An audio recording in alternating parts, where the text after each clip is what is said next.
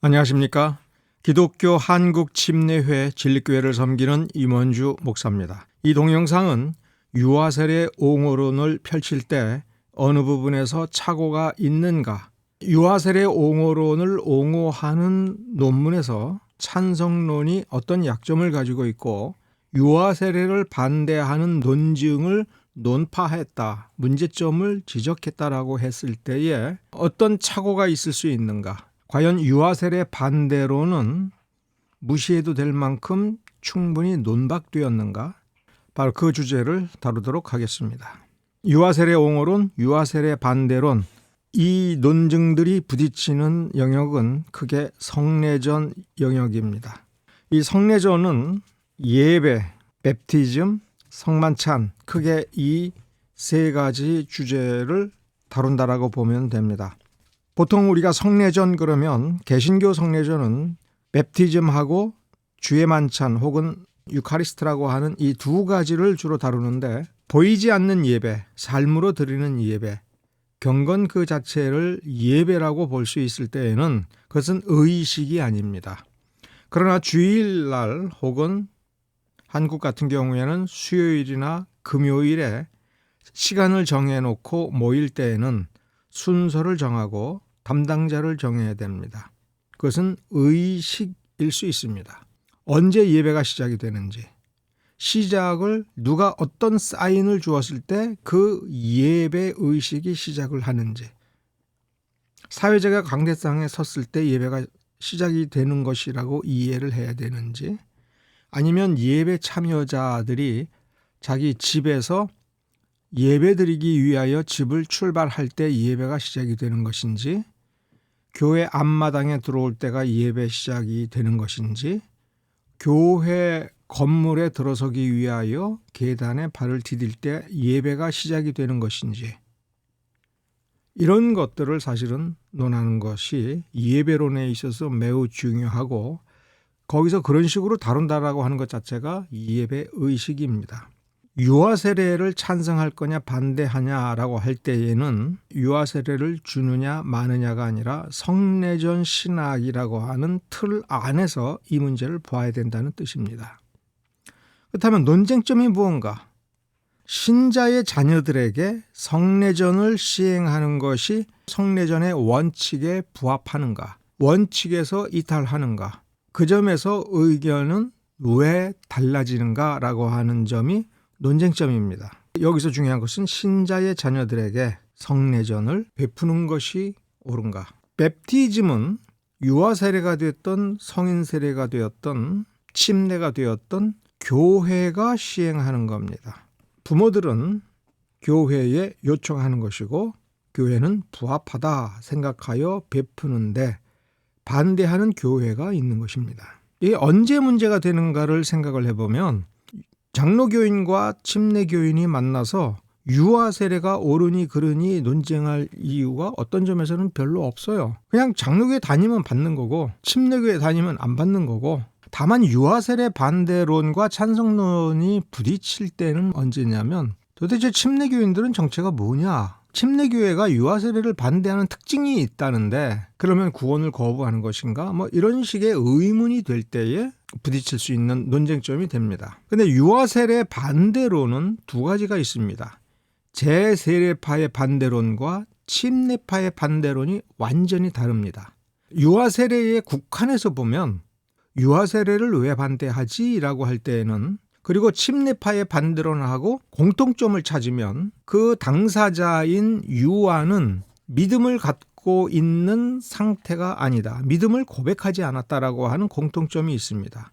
그러면 제세례파와 침례파의 반대론은 뿌리가 같은 것인가 라고 생각할 수 있으나, 인펜트 베프티즘이 처음부터 성례전 신학과 관련되어 있다라고 하는 것을 염두에 둔다면 성례전은 교회론과 연관이 되고, 교회론이 어떻게 구축이 됐느냐라고 하는 것은 그 앞에 신론, 기독론, 구원론과 관련이 되어 있는 것입니다. 그러므로 침례파와 제세례파의 교회론이라고 하는 그 주제를 놓고 볼 때에는 반대론의 뿌리가 완전히 다릅니다. 완전히 달라요. 제세례파는 뭘 거부하는 거냐면 아나바프티스트 교회만 참교회고 나머진 가짜라고 하는 거예요. 카톨릭 교회는 가짜 교회고 카톨릭의 사제는 가짜 사제고 아무리 정성껏 예수를 믿고 섬겼다 할지라도 당신들은 가짜 교회에 소속이 되어서 가짜 성례전을 받았으므로 가짜 신자야. 침례파는 좀 뒤에 나왔습니다. 공식적으로 하나의 어소시에이션을 구축하고 공동의 신앙고백서를 제출한 최초의 단계가 1640년 초라고 한다면 1630년대에 침례 교회들이 하나하나 생겨나기 시작하고 그들이 하나로 연대하면서 공동행동을 한 것이죠. 베프티스트들의 신학과 교회론은 영국 청교도 회중주의의 교회론을 가지고 왔습니다. 개혁주의 신론, 개혁주의 기독론, 개혁주의 인간론, 개혁주의 구원론에서 연장된 개혁주의적 교회론을 전개하고 그 교회론에 짝을 맞추어서 Believers Baptism, 믿음을 고백하고 구원받았다라고 하는 것을 분명히 드러낸 자들에게 베프티즘을 통해서 교회에 가입을 하는 그런 의전이다라고 하는 것입니다. 제세례파하고 다른 점은 침례파는 장로교회나 감리교회나 누가 되었든 간에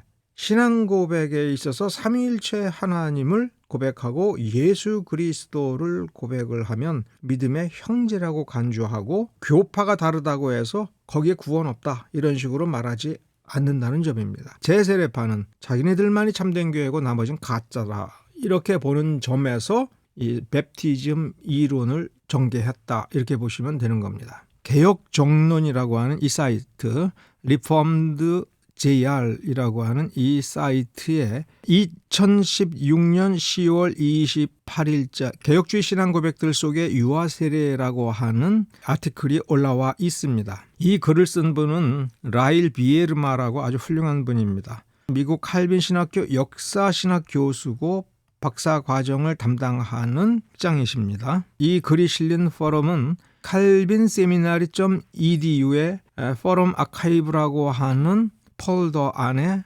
2008년 가을호니까 이겁니다. 이 표지에 유아세례 장면이 보이죠? 2008년 가을호가 전체 주제가 인펜트 베프티즘에 대해서 다루고 있습니다.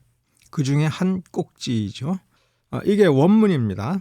이렇게 두 쪽으로 Infant Baptism in Our Reformed Confessions 해서 이 두 개 원문 아주 깔끔하고 예쁘게 편집이 잘 되어 있습니다.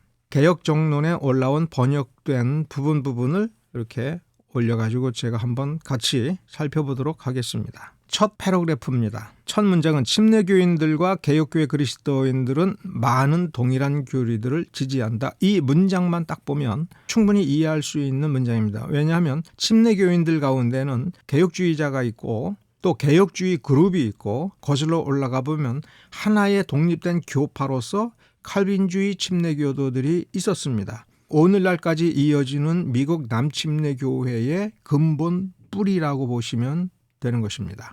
그러니까 칼빈주의적 침례교회와 개혁교회 그리스도인들은 많은 동일한 교리들을 지지한다. 얼마든지 가능하고 타당한 문장이죠. 그런데 한 가지 동의하지 않는 이슈, 여러 이슈 중에 하나가 믿는 부모를 둔 유아들이 세례를 받아야 되느냐 마느냐에서 달라진다. 논쟁점을 지적을 했습니다. 그래서 결론을 얘기하면 개혁주의 전통에 속한 대부분의 성도들은 그렇다고 말한다.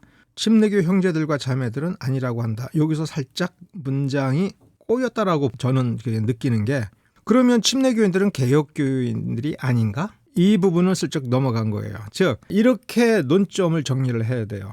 같은 칼빈주의적 신념을 가지고 칼빈주의 신학 체계를 엄밀하게 추구하는 사람들이 있는데 침례교적 정체성을 가진 개혁교인들은 개혁주의 신학에도 불구하고 유아세례를 반대한다. 과연 어떤 것이 좀 더 개혁주의적인 것인가? 이런 방향으로 논점을 잡으면 정확한 논점이 됩니다.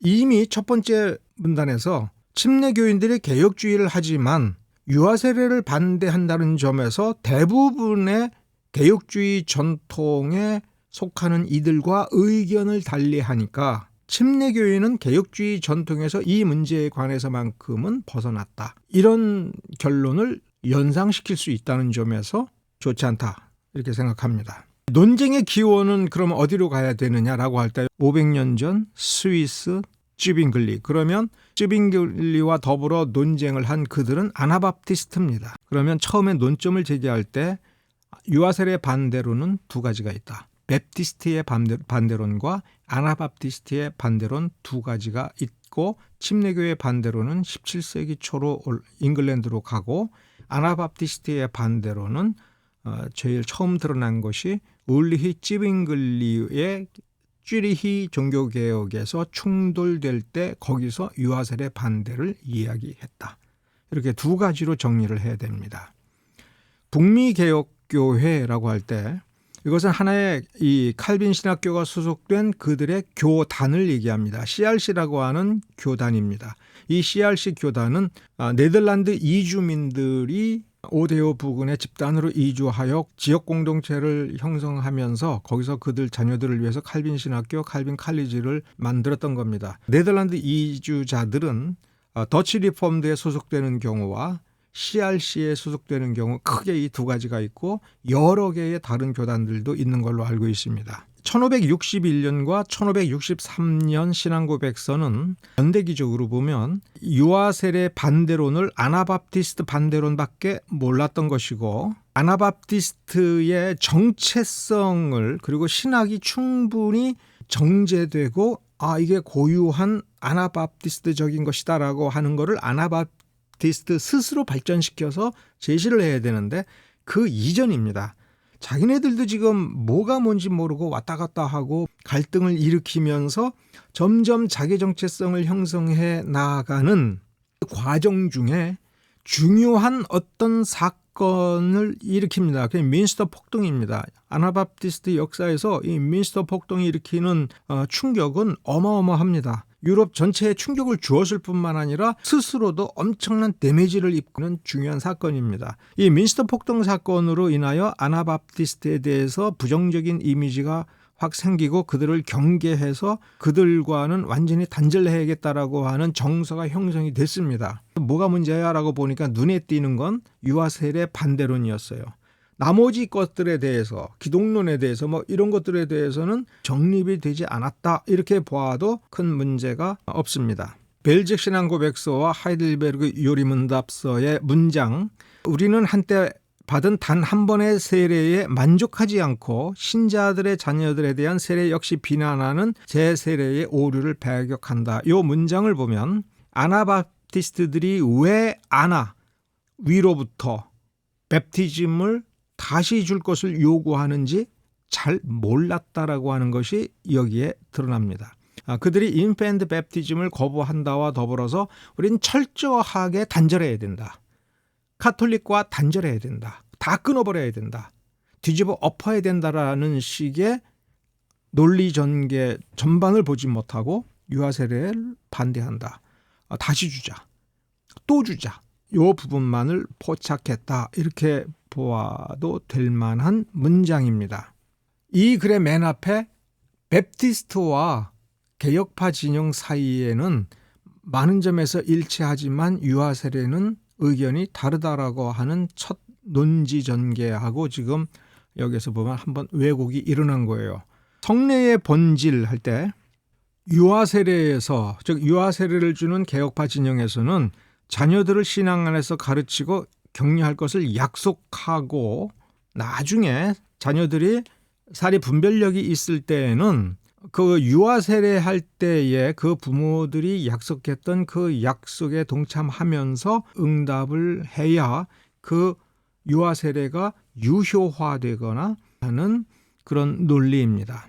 따라서 나중에 성인이 되었을 때에 그 자녀들이 신앙으로 응답하면 되는 것이기 때문에 그 유아가 믿음이 없다고 해서 세례를 못 줄 거는 아니다. 그 아이의 신앙 결핍이 세례를 거부할, 아이에게 세례를 베풀 이유가 아니다. 왜 그러느냐? 베프티즘을 약속하는 거로 보면 이건 하나님이 약속한 거다. 그러니 나중에 분별력이 있을 때 그 약속을 생각해서 그럼 그 약속을 받아들여야지, 내가 응답해야지 하면 되는 거니까, 이 베프티즘이 집례가 될 때와 응답할 때의 시간 차이가 있기는 하지만 그것은 문제가 안 된다라고 보는 거예요. 웹티즘은 교회의 성례전이고 이 속에 있는 약속은 거저주는 것이다. 하나님의 은혜로 베푸는 것이니까, 값없이 받는 것이니까, 당사자의 공로 없이 대가 없이 거저 받는 것이니까 이 아이가 하나님께 아무것도 못 내어놓는다고 해서 문제가 될 것은 아니다. 지금 이런 논리인 겁니다. 유아 세례를 줄 때에는 자녀들을 신앙 안에서 가르치고 격려할 것을 약속하는 것이다. 이 부분을 다시 보면, 그럼 이런 반론을 생각을 해야 돼요. 그럼 재세례파는 자녀들을 믿음 가운데서 가르치지 않는가?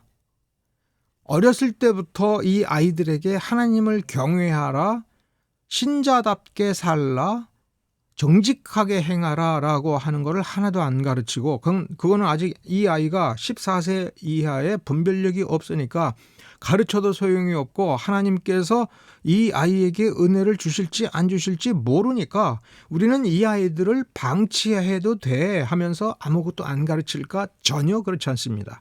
유아 세례를 반대하는 침례교인들이나 아나바프티스트들은 오히려 이 아이들을 하나님을 잘 발견하고 하나님이 어떤 분인가를 알기 위하여 엄청나게 노력을 하고 신앙교육을 시킵니다. 아나바프티스트를 그대로 엄수하여 계승하는 아미시 공동체가 펜실베니아에 있습니다. 아미시는 대안학교를 만들었습니다. 공식적인 외부에서 만든 학교에 아이들을 보내지 않고 자기 공동체 안에서 자기네들이 가르치는데 이 학력을 인정해달라고 싸웠습니다. 그럴 때 아미시는 무슨 생각을 한 거냐면, 이 아이들을 세상에 있는 다른 교파 자녀들이 다니는 그 학교에 보내면 거기에 물들 거다. 물들면 안 된다. 물드는 것 자체가 구원을 잃어버리는 거다 생각해서 안 보냅니다. 심지어 아미시는 사회보장제도를 거절합니다. 그런 거 받는 거를 부패하는 거라고 생각을 해요. 자녀들을 신앙 안에서 가르치고 격려하는데 그 약속을 꼭 교회의 의식인 맵티즘을 통해서 해야만 그게 약속이 되는 건가? 그게 아니다라고 하는 거예요. 아미시는 그거 꼭 맵티즘을 통해서만 약속이 되는 거예요. 그건 원래 가지고 있는 신자 된 부모, 신자인 부모가 당연히 그 양심상 그리고 도리상 자녀들을 믿음 안에서 가르치고 격려해야 되는데, 핵심은 뭐냐면 삶의 본을 보여야 되고 자녀 교육에 있어서 훨씬 더 철저한 것이 유아세례 반대론자들입니다. 하나님의 은혜에 의한 할 때 오직 은혜라고 하는 거를 아나바프티스트라고 해서 반대하는 거는 아니에요. 성경에 써 있으니까. 오직 하나님의 은혜, 그리고 자녀들을 믿음 안에서 잘 가르치는데 가장 중요한 핵심은 내가 성도된 본을 완벽하게 보여주려고 최대한 노력을 하는 건 신자의 당연한 자세다. 그걸 왜 맵티즘을 주면 그 약속을 하는 거고 맵티즘을 안 주면 약속 안 하는 것이 되느냐? 이런 논리가 성립이 안 된다 하는 얘기입니다.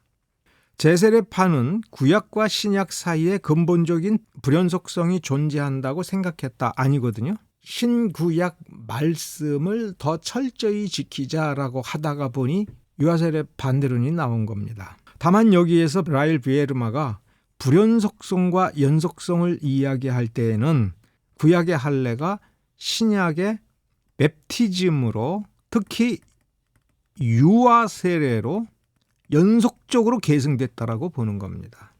그런데 유아 세례 반대로는 할례는 유대 민족 안에, 공동체 안에 들어가는 장치입니다. 그래서 할례 받은 사람들은 하나님의 백성으로 간주되는 건 사실이에요. 여긴 믿음이 없습니다. 이것 때문에 이 구약 성도와 신약 성도 사이에 지금 신자들이 헷갈리는 분들이 있어요. 뭐냐면, 그럼 할례 받으면 다 구원받는 거냐? 신약 시대에는 맵티즘을 받아서 하나님 백성이 되는 게 아니라 믿음으로 되는 거예요. 구원 받았음을 드러내서 인정을 받으면서 맵티즘을 받는 거예요. 그래서 이거를 입교예요. 교회에 들어가는 절차예요. 교회에 들어가면 다 구원받는 거냐 할 때 장담 못하는 겁니다. 구약 시대에 아브라함의 자손이 전부 할례를 받으면 그들은 전부 하나님의 백성이냐? 그러면 이스마엘은 어떻게 되는 거냐? 에서는 어떻게 되느냐? 그들이 떠났기 때문에 무효가 되면 할례가 무효가 되는 거예요. 한 가지 분명한 거는 할례를 제도적으로 만들었을 때는 아브라함 가정 하나밖에 없었습니다. 그러면 그 시대에 할례 받지 아니한, 예를 들어서 살렘왕 멜기세덱이 하나님의 거룩한 제사장이라고 그랬는데 할례 받았을까? 욥은 할례 받았을까요?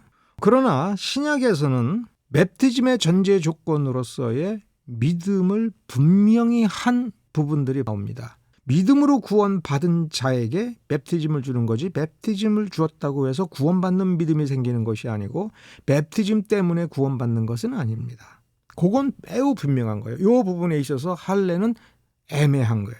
그 부분이 아직 신학적으로 해소가 되지 아니하였으므로 할례는 곧 하나님의 백성이라는 징표고 신자의 자녀에게 뵙티즘을 줘야 된다. 왜냐하면 신자의 자녀니까. 이제 이런 식으로 논리 전개하는 것에 대해서 의문점을 가진 것이 유아셀의 반대론입니다. 신구약의 통일성에 대한 분명한 증거 중에 하나가 창세기 17장에 나오는 하나님에 의해 세워진 아브라함과 그 후손들과의 영원한 언약이다. 신약의 침묵에 의하여 신약이 이 유아세례 문제, 할례 문제, 즉 어린아이에게 어떻게 할 것인가에 대해서 침묵했다고 해서 유아세례를 거부할 이유가 없다. 이렇게 논리를 펴는 겁니다. 이게 사실은 제일 중요한 핵심입니다. 이 침묵을 어떻게 해야 될 것인가. 그러면 개혁주의 원리가 있습니다. 명확한 원리에 의하여, 명확한 아주 명명백백한 원리에 의하여 추론하는 겁니다. 교회의 의전입니다. 교회의 두 가지 성례전입니다. 성례전에 참여하는 것은 믿음을 얻기 위해서가 아니라 은혜로 받은 믿음, 그래서 구원받은 자가 그 믿음을 증진하고 강화시키는 효과를 누릴 수 있다. 즉 이미 있는 믿음이 더 커지도록 하는 데 도움이 될 수 있다 하는 거예요. 성례전 자체가 믿음을 더 주거나 혹은 안 했다고 해서 뺏거나 하는 역할을 하지를 않는다. 성례전에 참여를 해서 어떤 믿음이 증진되는 효과가 생긴다라고 하는 것은 왜 그러느냐? 주님께서 명령하신 그 명령에 신자로서 순종하였기에 그 상으로서 보너스로 주어지는 것이 믿음의 증진이다. 신자니까 진실한 마음을 가지고 예수 그리스도께서 명령하신 교회의 예전에 하나님을 경외하고 주님을 순종하는 마음으로 참여하기 때문에 상을 받는 거다. 이 효과가 있다라고 하는 것은 개혁주의 조직신학에서 기본적으로 가르치는 내용입니다. 그러면 유아는 분별력이 없고 지성이 충분하지 아니하며 주님을 인식하지도 못하고 주님을 믿겠다는 결단도 내리지 못하고 아무것도 모르는 핏덩어리입니다. 우리가 그렇게 상징적으로 비유적으로 쓰는 말이 있죠. 핏덩어리. 태어난 지 얼마 되지 아니한 이 유아가 어떻게 주님을 알고 믿음으로 반응하겠느냐. 이렇게 의문을 가진 것은 신약이 침묵하기 때문에 신약이 명백하게 지시한 성례전적 원리를 가지고 유추한 것입니다. 이 벨기에 신앙고백서를 보면, 벨기에 신앙고백서가 16세기 중반에 만들어진 것을 기억해야 됩니다. 이때는 아직 이 사회 전반이 거의 모든 것이 중세 후기의 특성을 가지고 있습니다. 중세 후기입니다. 다만 네덜란드가 당시에는 가장 번성하고 가장 개방적인 지역이었다라고 하는 점을 염두에 두더라도 여전히 중세 시대입니다. 이때의 사회 제도와 관념 모든 것들이 중세로부터 아주 강력하게 이어져 내려온 그런 시대입니다. 벨기에 신앙고백서에 보면 세례를 받는 모든 이들이라고 할 때 지금 유아들까지도 포함되는 거죠. 하나님의 교회에 받아들여지고 다른 사람들과 이방 종교들로부터 구별된다. 이 말을 잘 해석을 해야 돼요. 하나님의 교회에 받아들여지고, 만일 분리하여 유아 세례의 경우에 받아들여진다는 것이 무엇인가를 엄밀히 따져보는 경우와 어덜트, 성인들과 유아를 하나로 묶어서 베티즘이 뭐냐, 하나님의 교회에 받아들여진다라고 할 때는 이런 문제에 부딪힙니다. 베티즘은 성도와 성도가 아닌 그 정체성을 드러내는 표다, 심볼이다라고 하더라도 문제는 뭐냐면 이 하나님의 교회가 아니라 지상교회일 때는 그럴 수 있어요. 유아셀의 명부에 나 올렸어 이렇게 얘기하면 돼요. 그런데 하나님의 교회라고 할 때는 이 교회가 구원의 뜻을 가질 수도 있는 겁니다. 구원받은 자가 하나님의 교회에 소속이 되는 거죠. 앞에 있는 논증하고 이 신앙고백서의 이 부분 제34조를 연결해 보면 맵티즘을 받았다는 것은 구원받았다는 거다. 하나님의 교회에 받아들여지니까. 지상교회가 아니라 하나님의 교회에 받아들여지는 거다. 그런데 여기서 그러면 또 지금 시대의 개혁주의 논리를 보면 이런 반론이 가능해요.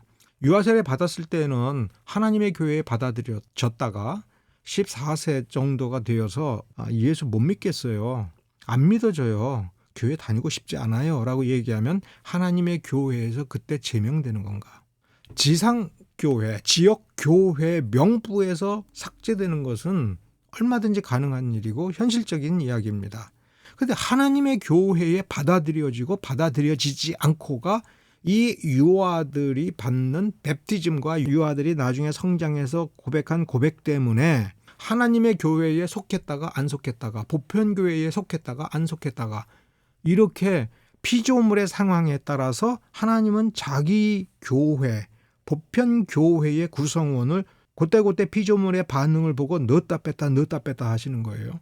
그렇게 오해할 수 있는 얘기입니다.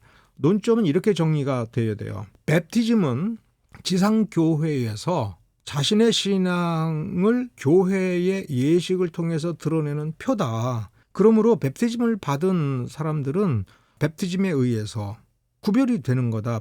하나님의 교회에 받아들여지고 안 받아들여지는 것은 맵티즘이 아니라 맵티즘 이전에 성경이 가르치는 그 예수를 하나님의 은혜에 의하여 믿음을 선물로 받아서 그 믿음으로 예수를 주로 고백을 하고 하나님을 경외하는 삶을 살겠다는 그 취지의 믿음의 고백에 의하여 하나님의 교회에 속하는 것이다. 이렇게 구별을 해야 돼요. 그러면 여기에서 또 한 가지 개혁주의 신학에 있어서 문제가 되는 것이 뭐냐면 신자의 자녀들과 불신자의 자녀들은 구별되는가? 또 구별되어야 되는가? 삶의 자세 혹은 그 아이를 가르치는 부모의 자세는 구별되는 게 맞습니다. 그런데 여기서 교회에 받아들여지고 불신자와 구별되고 할 때는 신앙의 문제입니다. 신앙이라고 하는 그 내용, 그 실체를 가지고 있느냐 없느냐 할 때 자, 개혁주의의 중요한 원리가 하나 있습니다. 신자들이 결혼하여 자녀를 잉태할 때 이 잉태된 유아, 그러니까 태아, 잉태된 아이, 태아, 그리고 갓 태어난 영아, 그리고 유아, 이 단계에 있는 사람들은 신자가 낳았으니까 신자라고 개혁주의가 가르칩니까? 불신자라고 가르칩니까? 본질적으로는 불신자의 자녀들이나 신자의 자녀들이나 똑같이 불신자입니다. 언제까지 불신자입니까? 참으로 믿음이 형성이 되어서 참된 믿음이 형성이 되어서 그 믿음을 고백하여 거듭날 때까지는 다 불신자입니다. 어떻게 가르치든 무엇을 물려주든 본인 안에 믿음이 없으면 불신자입니다.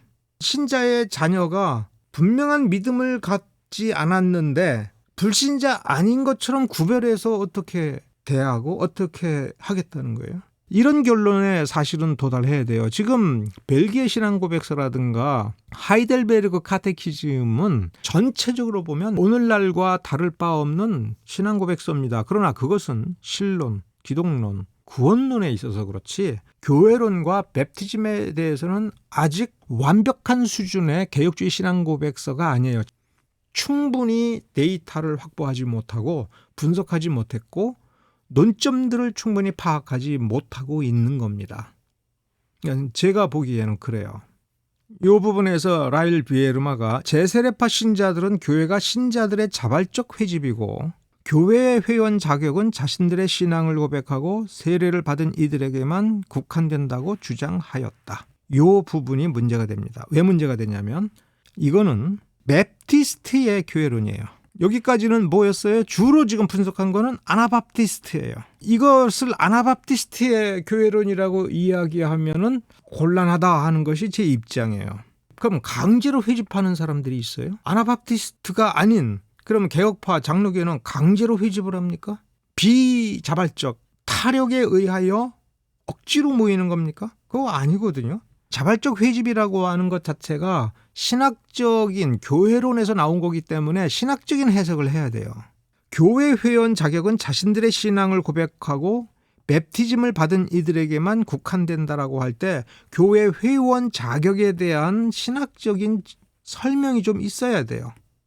처치 멤버십이라고 하는 거를 멤버십이라고 얘기할 때 요거를 번역을 그냥 회원권이라고 보통 많이 하는데 좀 더 알려진 용어는 지체예요. 교회의 구성원이 되는 거예요. 장로교회에서 교인 자격을 어떻게 해요? 등록교인이 있죠. 교회에 등록한 모든 사람은 그 교회에 등록했기 때문에 하나님의 보편교회에 구원받은 사람으로 가입이 되는 겁니까? 몇 주 다니면 당신 등록하세요 라고 해서 교회의 정식 교인이 되셨어요 라고 얘기할 때 교회의 이름을 바꾸거나 교단 소속을 바꾸거나 교회의 정책을 결정하는 회의가 열렸을 때 거기에 발언권, 투표권을 가질 수 있습니까? 또 그렇게 갖는 것이 정당합니까? 등록 교인이니까. 이렇게 생각을 해야 돼요. 교회의 매우 중요한 정책 전략 혹은 핵심 문제를 다루는 회의에 참석해서 발언을 하고 표결을 하고 거기서 그 문제를 해결하기 위한 임원으로 선출된 피선거권을 갖는 사람은 그 교회와 운명을 같이 하는 거예요. 그 지상교회와 운명을 같이 하는 사람을 가리키는 용어가 멤버십을 가졌다라고 하는 겁니다. 그 교회에 등록하고 다니지만 그 교회에 치명적인 문제가 생겼을 그리고 상당한 논쟁과 논란이 벌어지고 법정 소송이 벌어졌을 때 아 나 골 아파 하면서 나가는 사람이 그 교회의 멤버예요. 그 교회를 구성하는 지체입니까? 보편교회의 지체입니까? 이런 부분에서 침례교인들의 교회론에서 멤버십이 가지고 있는 정의가 좀 다른 겁니다. 그냥 예배 참석하고 몇 년 다니고 10년 다녔다 하지만 문제 생기면 도망가고 다른 교회로 옮겨가고 이사가서 다른 교파로 가버리고 하는 그런 정도의 사람일 것 같다. 그러니까 당신도 어쨌든 가기 전에는 투표하세요. 이렇게 하는 것이 옳은가? 우리와 멍해를 같이 할 그럴 만한 사람인가를 심사해보고 모든 어려움에도 불구하고 고난과 죽음에도 불구하고 이 교회를 지키도록 주님께서 명령하셨다라고 명령을 이해하고 그 명령을 순종으로 받아들이겠다고 하면서 기존의 교인들과 이렇게 하나로 결합한 그들, 이것이 신학에서 조직신학에서 교회론에서 침례교인들이 말하는 교회론이에요. 그리고 멤버십이에요. 이것은 제세례파 신자들이 가지고 있는 교회론이 아닙니다. 미국의 펜실베니아에 있는 아미시 공동체에 그 주변에 있는 사람들이 당신은 멋있어. 17세기처럼 살아. 나도 한번 거기 가서 살고 싶어 해서 가면 자발적으로 오셨으니까 그럼 이제부터 당신을 아미시라고 받아들이고 하나님의 교회의 일원이라고 받아들이겠습니다. 그런데 세례 다시 받으세요. 이렇게 얘기하겠습니까? 우리가 당신을 어떻게 믿어? 이미 당신은 물들었어. 이미 당신은 어렸을 때부터 골수까지 세속적인 마인드가 들어가 있기 때문에 오히려 당신 때문에 우리가 오염돼 하면서 쫓아낼 겁니다. 그게 아미시죠. 그게 무슨 자발적 회집입니까? 신앙 고백하고 맵티즘을 받으면 받아들여집니까? 아미시는 그렇게 받아들이지 않아요. 제세례파의 가르침은 신자들의 자녀들이 교회의 구성원이 아니라는 의미인가?